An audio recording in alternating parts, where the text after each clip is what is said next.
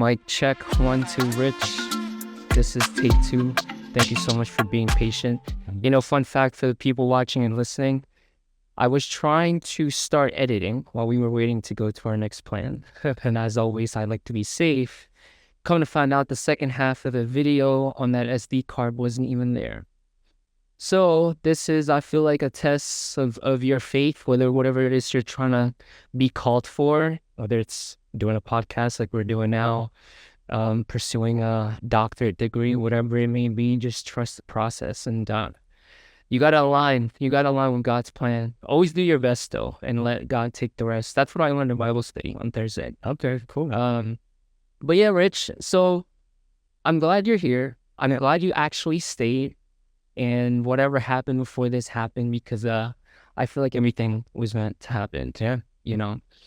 And I really brought you here because I'm curious again to learn about your upbringing, being born in America and growing up in Ghana, because there seems to be a lot of cultural disconnect for the people that grown up in almost like the same way you did, especially like myself too, right? I was born in Indonesia, moved to the States, haven't been back because of immigration issues. And so now I feel like more American than I do feel Indonesian, even though I speak the language very well. I read very well, but I feel like that mother tongue and like the native cultural aspects of myself are slowly fading away. And I want to learn more about how you approach that, within your day to day. Yeah. So, pretty good question. I guess I was born in the U.S., but I moved to Ghana at a very young age. Don't remember much about my time prior to going to Ghana. And so, but throughout my time in Ghana, I always felt a connection to America. And be it because like my family will be in and out of America and Ghana, or like, in terms of like the type of snacks we'll have at home, or like the types of TV shows I'll watch were quite American. But I also had that Ghana aspect where like I also watch Ghanaian shows. So I always had that dual mindset of like, I am Ghanaian, but I'm also American. But I always knew at some point in my life I was going to return back to the US to like study and see where life took me. But in terms of the second part of your question, in terms of the disconnect, I'll say, luckily for me, ever since I came to the US for college, like I went home to Ghana almost every year. So I probably have been here since like 2014, and I haven't been to Ghana just about 2 or 3 of those years of my time. So I go back pretty often, and so I still feel Ghanaian. I watch Ghanaian news even in America. I keep up to date. Twitter, Twitter does its job. YouTube, and so I don't feel that disconnect. But I feel like I'm always in the middle, because Americans will not accept me as American. I'm not trying to be American, but some Ghanaians will also look at me and say, yeah, you went to school in Ghana, but you haven't even lived in the country and don't know what we're going through. And so you still very much have an American experience. And so I'm always kind of in that middle and trying to figure out, okay, like, where do I really fit in? That's interesting. Yeah, I'm glad you brought that up, because I'm always curious about, when you do hang out or surrounded by a lot of Ghanaians, like, are they always pushing you about that? Like, because, you didn't really grow up here. I feel like you're more American, but then when you come to the American side, they're like, oh, you're more like Ghanaian, right? So, like, that identity, I feel like it's a big issue for me too. And that's why I'm curious. Like, talk to me about that. What is it like feeling like you're in the middle and never in either side? Me personally, I feel like there's more advantages than disadvantages. And so I feel actually blessed, because I feel like more people want to be in my shoes than the other way around. And I say that because I get the best of both worlds. Like, as a Ghanaian, I have culture that I can always fall back on. Diversity of language, of people, of thought. I always have that because I grew up there. And then being American, I have the ability to travel to like many countries around the world without like needing a visa. And I also have that safety net of I can be in America without worrying about uh, visa or like immigration issues. So in that aspect, I think is the best of both worlds. Mhm. I think the other part of it is, and I think is kind of trivial, is like what people will say, right? Or how people will relate towards you. So like I don't really like I do get involved in like debates about Ghana, what's going on, but I could only debate from an outsider point of view. So like I'm not if I give a point, people are gonna look at me like you don't even really live in the country. You don't know what's going on. And you did live here, but times have changed so much, and so you kind of feel like your points will not really be taken. And vice versa, like looking at Americans still look at me as very much African. Even in the workplace, you're still very much looked up like as like the black guy or the African. So those are the things where those are the disadvantages. So yeah, I think that's what I'll say. Mhm. What about your relationship with your parents in a way that I'm assuming they were born in Ghana, right? Yeah, Okay. more So what do you think you guys are a lot closer in terms of just general relationship because, you were born here, but you grew up in Ghana. Like, what is that relationship like? Is there any sort of, like again, like a disconnect between your dad and your mom, even your siblings too? Yeah. So that's a really good question. And I think anyone who migrates from a different country and doesn't have their parents around will say there is some form of disconnect. Some people do a better job than I do of like speaking to their parents every day Right. and being in the loop. I'll say even growing up in the same household, I grew up in a very strict Christian household.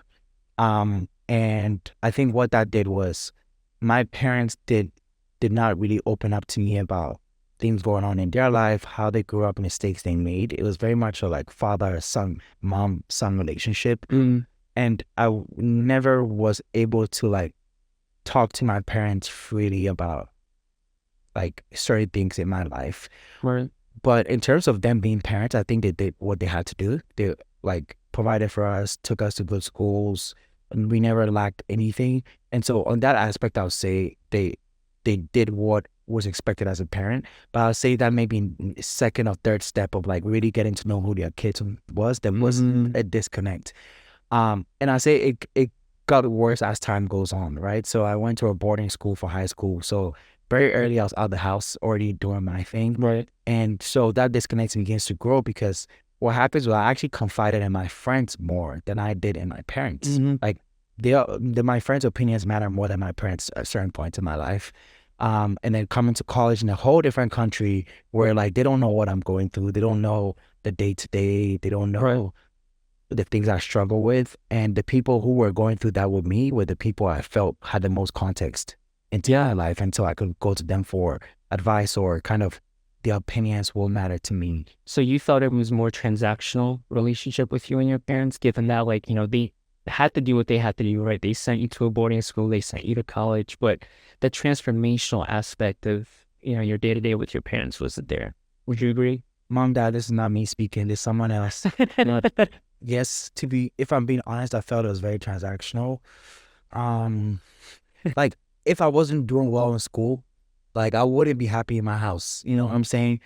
So like, yes, like if my parents are investing in me and doing this, they're also expecting me to be respectful to them and also like do well in school. Um, I remember certain times. One time I was in middle school, elementary school. I don't know how Americans call it, but we call it primary school. Mhm.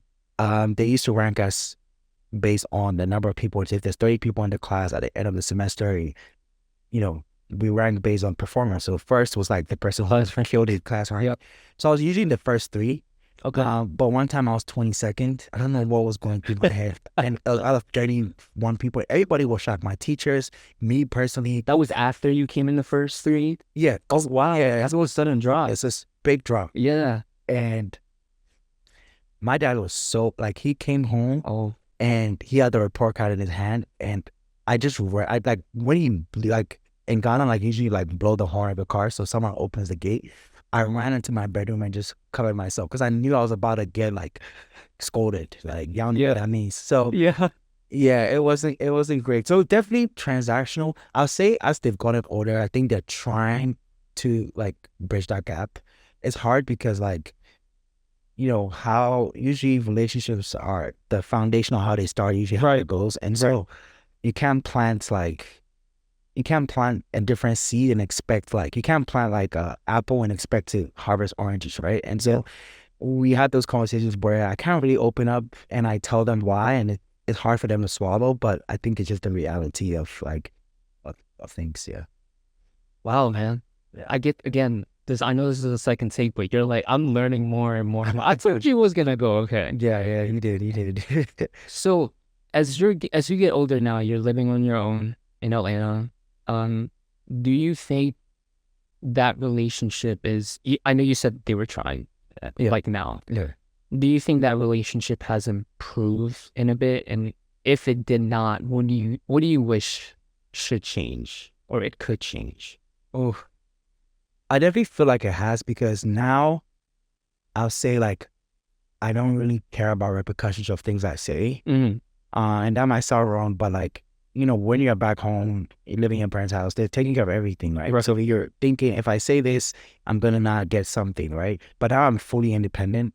And so like I can be more real about like places or parts of my relationship with my parents that I feel like they need to improve, or parts where I can criticize them, but also understand why they did what they did, right? I don't think parents are out to get you. I think every parent wants the best for their child, and they do things based on the best things they know. So I've also come to a more understanding point versus I'll say like 4 years ago I was more combative. Mm-hmm. So I'll say now it has improved because now I do speak up more and I'm more open, but I don't think it's as much as they will want, and it's not as much as I would like, because I've seen other people's relationship with their parents, and I'll say it's way more open, it's way more like easier to like speak about personal stuff and not feel judged or feel pressure. So yeah. So I want to transition a little bit. Yeah. Away from the parents' conversation, because again, I believe that, your mom and dad are the first images of, the two human beings that you see. Yeah. Like they're a reflection of yourself at the end of the day. And obviously a lot of people know is what you're exposed to in the household will somehow eventually translate to how you behave in an everyday setting, whether it's in work, whether it's in a relationship, whether, in a spiritual walk too. Yeah. How does that affect like how you sort of find yourself, as also how does that affect your dating life, if there is any? Like how does that do you think that a lot of the behaviors that you've been exposed to at home do you always say to yourself, oh, I'm not going to be like that, or actually I'm going to do that too? Like how does that work? So I know that was a very winded question. Yeah, it had a lot of Yeah, a lot of angles, but you can answer in any order you want. Okay. Any order you want. So I do believe 100% that the early part of your childhood really influences who you become. Mm-hmm. And it can happen two ways. I know people who didn't grow up with a lot of love around them. That's right. And because of that, they made it a point to not have that for their kids or moving forward. And I know some people who did not grow up with a lot of love around them, so they don't give out a lot of love because they are bitter and have like a lot of hurt about certain things and haven't been able to go past it. And so regardless, you're going to get affected by your situation somehow. You can choose not to do what you saw, or you can choose to be exactly like that. Mm-hmm. Me personally, I think I just picked certain things from what I saw growing up and try to implement it in my day-to-day and my relationships, and also like put some other things away and try and be more like think about things differently and come from a different place. And I'll say one example there is like I think we were talking about back to the parent stuff is I don't know how I'm going to be as a parent because I don't know what hormones are going to come out of me when I see a little me. That's right. But I'm going to try and make it a point that my child should come to me, or what should want to, not even should come to me, should want to speak to me first when something happens in their life, or when something exciting happens, or if they need advice, or if something not great happened, and they will come to me, like how I'll go to a friend. And I think that's something I need to like be very intentional about. Mm. And so yeah, just going back to your question, is for me is picking the good things and keep that going. And the things that I did not agree or resonate with, trying to figure out how it's gonna be easy for me to fall back and do what my parents did. So it has to do a lot of work because it's a genetic thing, right? And you also seen that mentally. And so just understanding what that means and how much work I have to put in to get the outcome I want in my relationships moving forward. That's right. Do you think there's a way, like, again, this is not just, in Ghana or in Indonesia, for example.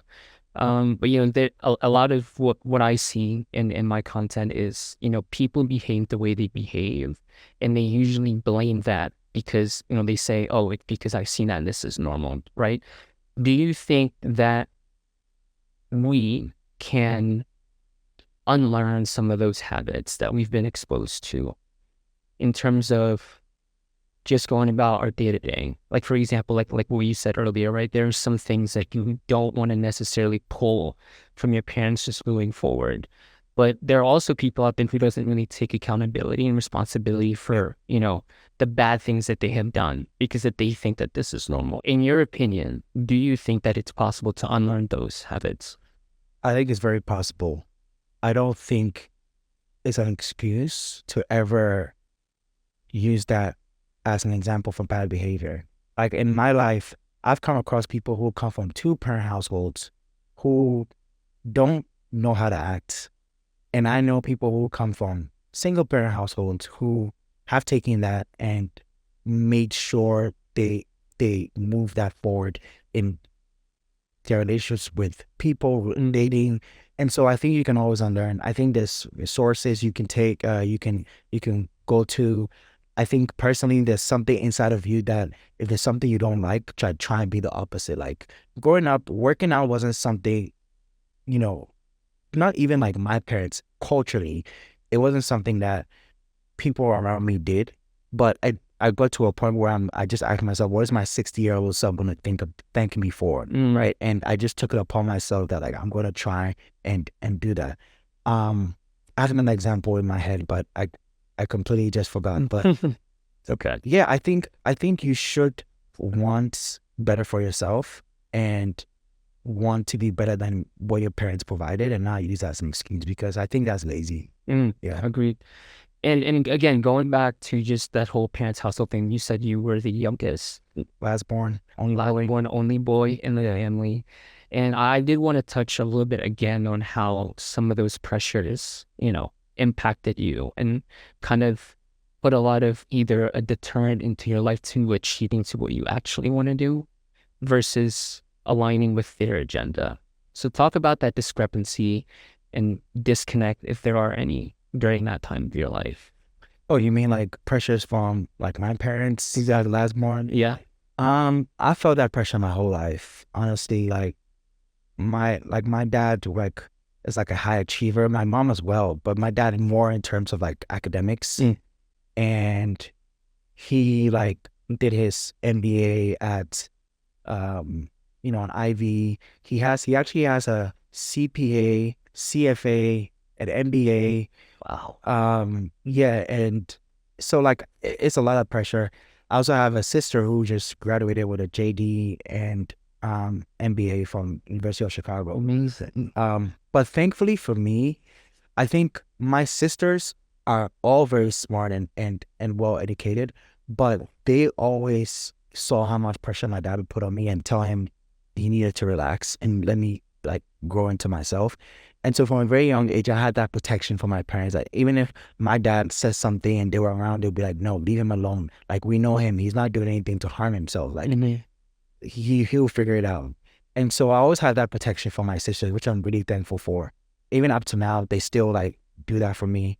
But I'll say from my parents' point of view, it's never gonna stop. Like regardless of what I achieve or what I do, I'm always gonna get the question of what's next. Like, you should be doing more.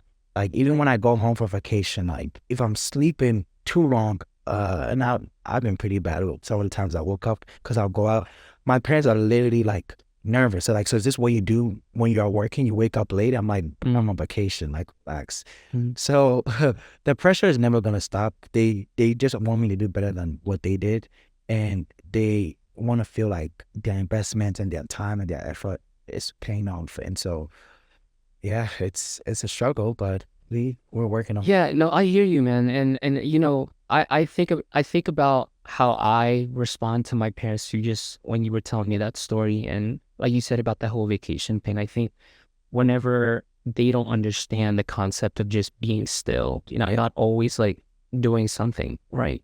They think that that's, you know, it's bad for you for some reason. But, you know, I think everybody needs to have those days where they can just sit and just enjoy the time because my parents, for example, like they work all the time, right? They like 6 days a week, sometimes 7. And you can ask them that they literally work all the time. Right. And so whenever they say, oh, like why are you taking like so many days off? And it's like, well, because I need it, you know, like, and according to them, it's like, well, you need to keep going. Like you need to keep chasing, making money, all that stuff. That's why I say like, why is it that our parents are so focused on the transactional aspects of things versus, you know, our transformational growth, for example.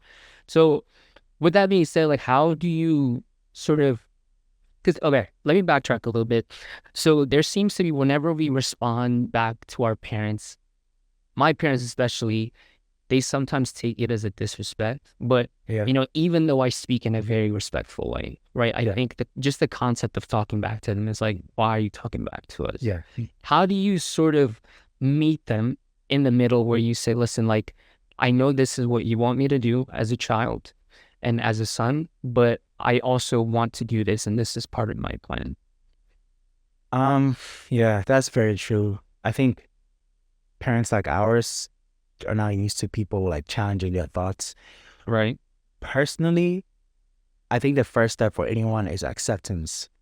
Like you can't ask a tree to move, right? And so like when you speak back, don't be surprised if there's a reaction, right? Because like, yeah, that's all they know. So I've come to the point to accept first, and once I have the acceptance, I can build on it. And so I've had points in my life where my relationship with my parents was really terrible, Mm. and like really bad.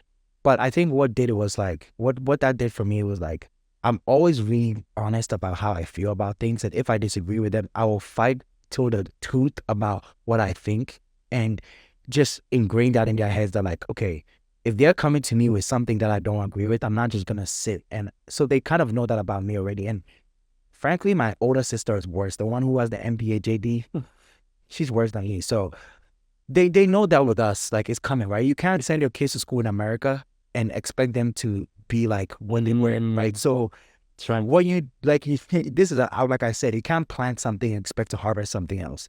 So this is an outcome of us of what the education exposure they gave us. So yes, I'll say first thing is I make sure that I'm honest with them about how I feel. But also personally, I've also come to understand that parents are never gonna ask for something if they don't want the best for you. Like a parent's love is unmatched in this world. Your friends don't love you like your parents do. Like your manager doesn't love you like your parents. Oh, Like no one does. And so it's just the way they go about it. And so I think personally for me, I just make sure that I feel good about what I'm doing at what point I am in my life. So I don't get gaslighted or emotionally manipulated by my parents. Because if I'm waking up late every day, lazying around, like doing drugs, like not like pushing my weight and my parents are complaining, right? I can challenge them as much as I want, but deep down, I know I'm not really doing what I should be doing.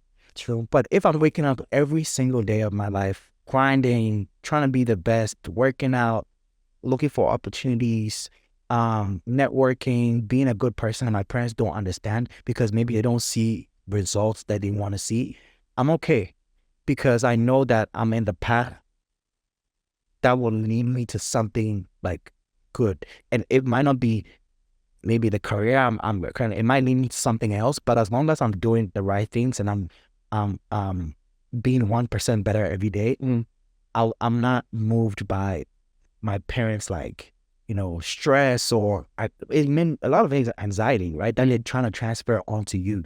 And so I try and have that block of like, I'm not gonna let your anxiety make me like feel like I'm doing something Right. and I'm not, or I'm not doing something.